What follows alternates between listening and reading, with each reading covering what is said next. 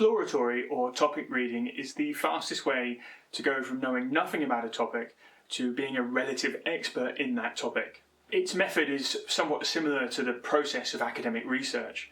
We're going to construct a reading list around a topic where the books relate to one another. Of course, this technique requires a huge amount of reading. That's to be expected. There are no shortcuts to real knowledge. And in this video, I'm going to share with you what exploratory reading is, why you should do it, and the two methods that you can use to construct your own exploratory reading lists. Now, in normal everyday reading, when you finish one book, you then go about selecting another book, maybe something that catches your eye in a bookstore, or you have a to-be-read list in no particular order.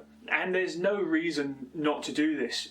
Reading is for fun, it's pleasurable, it's enjoyable, and you can just read whatever you like. However, exploratory reading offers a different approach. This is a way of structuring your reading around a question, a topic, or a skill. It provides a framework for making your reading more purposeful. Such a reading list will generally start with introductory and background material, and then increase in complexity and difficulty to more specific or complex topics. Primary foundational texts to an area of thought are often very difficult, so exploratory reading can be a way of approaching that text over time, starting with easier works and slowly building up the skill and knowledge required to tackle that work in depth. But you can do exploratory reading for anything, not just research academic topics. If you like science fiction, you could read science fiction that charts the evolution of the genre through time. If you've read no classics or literature, you might put a reading list around that particular topic. There's pretty much an infinite number of possibilities that things you could explore using this reading list technique, and that's what makes it so exciting. There's a lot of different reasons why you should do exploratory reading, but I think the principal among them is that it really is effective. You're going to spend a significant amount of time reading about a topic, easily accumulating hundreds of hours. It's this repetition, expansion and exploration of a topic that is so effective. You'll see how thought on that topic evolves through time. You'll get a sense of the different viewpoints, and you'll be able to connect the different ideas together to a cohesive whole. When you read a lot of works around a topic, you'll be able to compare and contrast those works and have your own important insights. Secondly, it solves an eternal problem for the productive reader, which is what on earth should you read next? And if you struggle to read and it's a habit you find hard to maintain, knowing what to read next when you finish a book is often a point of procrastination. Eliminating the need to decide eliminates the procrastination point and is a huge boon to keeping you on track. Thirdly, these sort of reading lists will help you get through a lot of books. And in fact, a 10 or 20 book exploratory reading list isn't nearly as daunting as it sounds. There's a lot of overlap in these works, and as you gain confidence and experience in the topic, you'll realise that often you've read this bit before. Every book needs to introduce new ideas thoroughly as if you'd never heard them. However, because you've been reading around the topic a lot, it's likely that that introduction isn't needed. You can and should skip forwards over those introductory remarks and just read the critical analysis that that particular work is bringing to the topic. Not having to have the ideas reintroduced and re-explained all the time dramatically cuts down on the reading time. And if you are struggling with a topic, those reintroductions and re-explanations might be exactly what you're looking for. The last reason that you should do it is because it's fun. Reading, whether to learn or for pleasure, is more fun when we feel like we're making real progress. A systematic approach for moving from easier works to harder works improves us as a reader and opens up more works for us to enjoy. I think you'll be surprised at the complexity of topics that you might be able to understand, given that you do the sufficient reading. Before I get into the two methods that I use for building these reading lists, I thought I'd give some general advice on exploratory reading as a whole. One, there's no right number of books, and for me personally, between 5 to 15 generally covers a topic.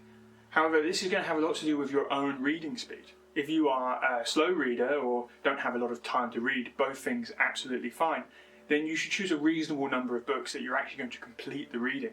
If you're a more prolific reader, then select more books. Two, I think that every reading list should be constructed from introductory material to more complex material. Three, you shouldn't be afraid to cover the same ground more than once. If the topic is difficult, covering the same ground will help you understand it. And once you've understood it, you can just skip past the parts that you already understand.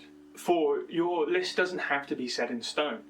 As you read and learn and discover, it's likely that you'll want to change direction slightly, or some of the books that you selected aren't quite right, and you should feel free to change it as you need to. 5 is have a reasonable expectation to how long this reading list is going to take. Try not to set deadlines. Falling behind psychologically will torment you, but there's no need to feel like you're behind because there isn't really a deadline. My last piece of advice is have a realistic expectation of what your skill level is. A reading list that is too easy or too hard will either bore you or challenge you too much, and in both cases you won't actually do the reading. Now, there are 2 different ways that you can go about constructing a reading list, and the first method I want to talk about is the bibliography method. Now, this method requires you to have some sort of starting point, a work that obviously contains a bibliography. This need to have that bibliography obviously suits non-fiction better than fiction. A lot of works have very extensive bibliographies. If they include a selected reading or a selected bibliography, that's often a very fruitful place to start. Now, within the idea of using a bibliography to do exploratory reading, there are 3 general approaches that one might take. The first is what I call the organic approach, which is rather than constructing a list all at once, you'll read a book, you'll go to the bibliography, and you'll select the next book. This directs your reading towards a topic while being more intuitive. Though you'll have to be careful that you don't branch too far off the path and into worlds where you don't have sufficient background reading. This less rigorous approach is maybe more enjoyable. The second approach, the comprehensive approach, is the most demanding of all of the approaches to exploratory reading. This approach should be reserved for only things that need very detailed study.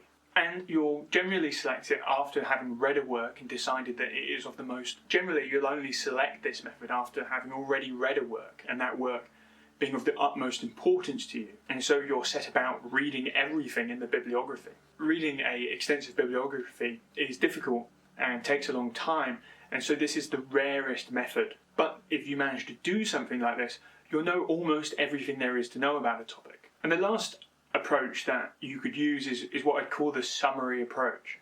Now, this is where you want to start if you don't know where to start with a topic, you haven't got a first work in mind. There are online resources like Wikipedia or the Stanford Encyclopedia of Philosophy, which provide summaries of contents that have been well referenced and have further readings and bibliographies for you to use. These can act as a starting point for generating your own list around a topic. And in fact, this is common academic advice now, using tools like Wikipedia as a place to find good references.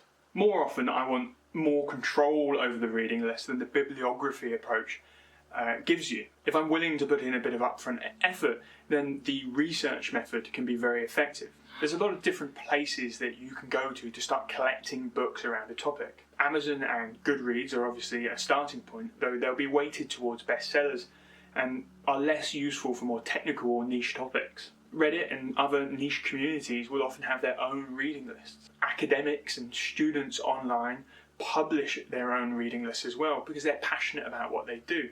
A very fruitful place to find introductory material is the summer reading list that lots of university courses recommend for their new students.